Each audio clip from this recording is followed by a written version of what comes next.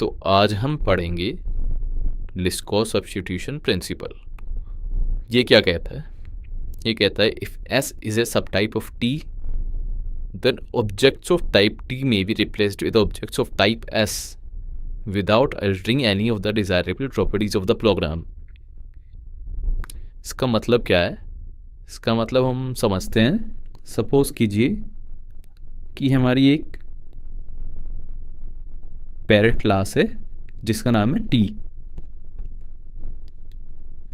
And उसी को extend करती है एक हमारी चाइल्ड क्लास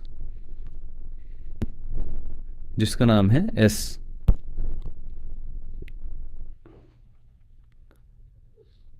तो यहाँ पे सपोज कीजिए कि अगर आज के दिन ऐसा लिखा हुआ है T1 object equals to new T। Basically एक T क्लास से एक ऑब्जेक्ट इनिशिएट कर रहे हैं और इसको दे रहे हैं। तो अगर कल को if in future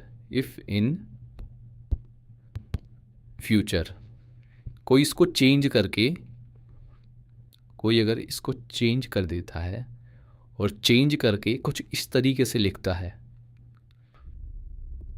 T1 equals to new S, तो हमारा प्रोग्राम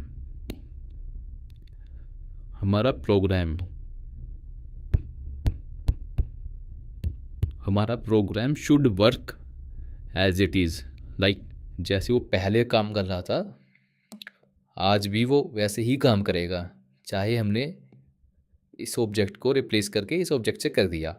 बेसिकली जो हमारा पेरेंट क्लास से इनिशिएट होने वाला ऑब्जेक्ट है और चाइल्ड क्लास से इनिशिएट होने वाला ऑब्जेक्ट है। तो लिस्को सब्स्टिट्यूशन प्रिंसिपल हमारा यही कहता है कि इफ एस इज ए सब टाइप ऑफ टी, अगर ऐसा हमारा टी का सब टाइप है तो जो टाइप टी के ऑब्जेक्ट्स हैं ये may be replaced with objects of type S, यानी कि इससे इनिशिएट होने वाला ऑब्जेक्ट, यानी कि जो ऑब्जेक्ट्स मेरे इससे बन के आ रहे हैं क्लास टी से, कल को मैं उन्हीं ऑब्जेक्ट्स को इससे भी बना सकता हूँ उसके चाइल्ड क्लास से। तो उससे मेरे our program should work fine.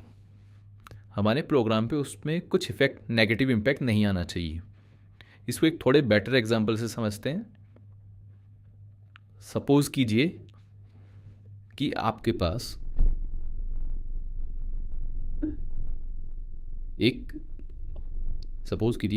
पास एक क्लास है जिसका नाम है बर्ड।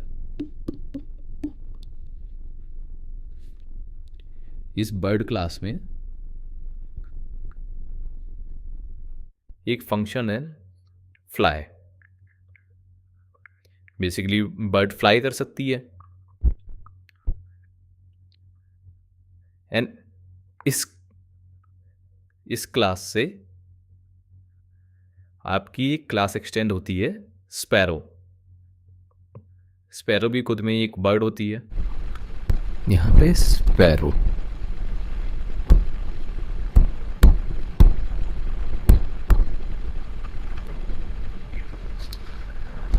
अब सपोज कीजिए कि हमारा कुछ इस तरीके से लिखा हुआ है कि bird object equals to new bird. तो ये आज की तारीख में एकदम सही चल रहा है। It is working fine today.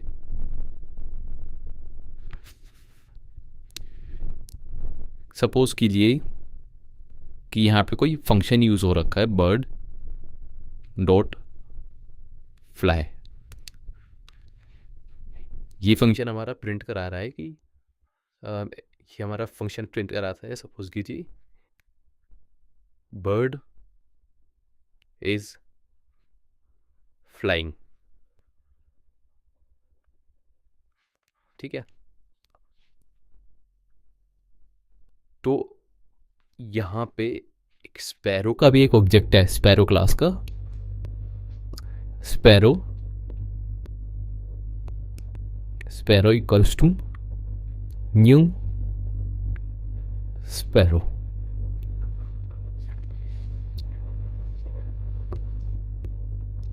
Sparrow dot fly अगर हम करेंगे तो स्टिल वो हमें सेम चीज़ प्रिंट कराएगा, बर्ड इज फ्लाइंग। ठीक है, स्पैरो फ्लाई कर सकती है, तो ये अभी के लिए माना सही है, bird is flying, bird is flying. तो लिस्को सब्स्टिट्यूशन प्रिंसिपल के हिसाब से अगर मैं यहाँ पर इस न्यू बर्ड की जगह पर इसका जो चाइल्ड क्लास से इनिशिएट होने वाला ऑब्जेक्ट है वो लगा दूँ, तब भी ये मेरा फ्लो में दिक्कत आनी नहीं चाहिए। तो लगा के देखते हैं, अगर हम लगा देंगे तो क्या होगा। तो हमारा कुछ इस तरीके से दिखेगा, bird bird equals new sparrow. ठीक है, ये हमारा यहाँ कुछ जो ऐसे लिखा हुआ था जो कि न्यू बर्ड से इनिशियलाइज हो रहा था, अब वो न्यू स्पैरो से इनिशियलाइज हो रहा है। बेसिकली हमने सब्स्टिट्यूट कर दिया किसको, चाइल्ड क्लास के ऑब्जेक्ट को बेसिकली पेरेंट क्लास में हमने इंस्टेंशिएट करवा दिया। अब ये देखते हैं जी सही काम करेगा कि नहीं करेगा, प्रोग्राम का फ्लो तो नहीं बिगड़ेगा।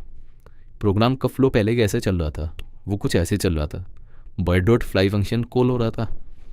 तो अभी यहाँ पर फिर से बर्ड डॉट फ्लाई फंक्शन जब कॉल होगा तो ये क्या कॉल करेगा, तो जहाँ पर वो पहले स्पैरो वाले फ्लाई को कॉल करा रहा था, यहाँ पे बर्ड इज फ्लाइंग, अब वो अपने फ्लाई फंक्शन को कॉल कराएगा, जिसका आउटपुट क्या होगा, आउटपुट उसका सेम होगा, बर्ड इज फ्लाइंग। तो अब यहाँ पे देखो तो लिस्को सब्स्टिट्यूशन प्रिंसिपल LSP वायलेट नहीं हो रहा, वायलेट नहीं हुआ। तो ये वायलेट कब होगा, ये वायलेट होगा जब सपोज कीजिए कि इसको एक दूसरी क्लास एक्सटेंड करती है, यहाँ से दूसरी क्लास एक्सटेंड कर रही है,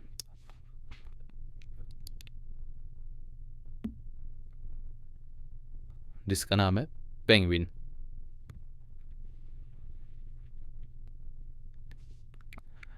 अब पेंगुइन भी है कई बर्ड ही, तो एक इज ए रिलेशनशिप तो यहाँ पर हमें दिख रही है, पेंगुइन इज ए बर्ड, तो ये हमने इससे एक्सटेंड करा दिया।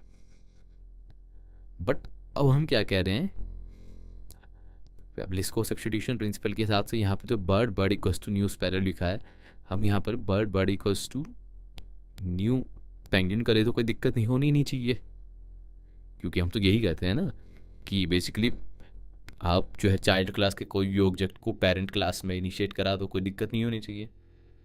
बट यहाँ पे जैसे ही आप करोगे bird equals to new penguin, और जैसे ये फंक्शन कॉल होगा बर्ड डॉट फ्लाई, तो यहाँ पर हमारा एक्सेप्शन थ्रो हो जाएगा, exception throw that penguin don't fly. तो यहाँ पर हमारा LSP वायलेट हो गया, LSP वायलेटेड यहाँ पर।